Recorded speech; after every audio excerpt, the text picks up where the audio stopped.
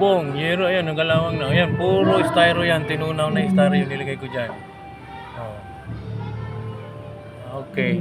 Is yung ginawa kong tinunaw na styro. Yan. Oh, nasa ilalim yung nakaibabaw yung gasolina yan, nasa yan. Kaya bago natin gamitin yan, takpan muna natin to. Tapos sabay tuwad.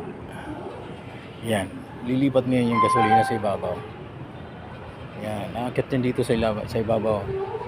Kumbaga magpapalit sila ng pwesto. Ang maiiwan ngayon, yung styrong tinunaw. Okay? Nalagyan ko sa dahil may tulo yung bubong dito. Dati, ginagamit namin yung binibili. Mahal ngayon yun. Ito, galing sa styro to. Ay, katulad itong butas na to. Ito, panibagong butas to. Yan. Oh. Kaya, lalagyan natin. Ito, medyo malaki ang butas nito. Yan. Lalagyan natin ng papel yan. Para, kasi didiri-diretso sa ilalim yan. Malabnaw yung natin. Styro. Kaya, lagyan muna natin paunang yan. Yan.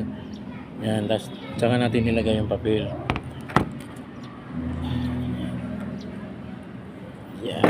Yan, may papel na.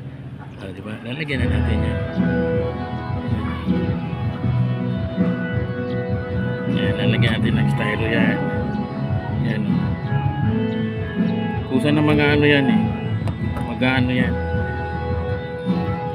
Magkakalat na lang kusa yan. Ayan. Dadagdagan natin yan pag kulang. Oh, ayan na. Oh. Ayan yung papel. Yan na po. Magiging itsura niyan ganyan.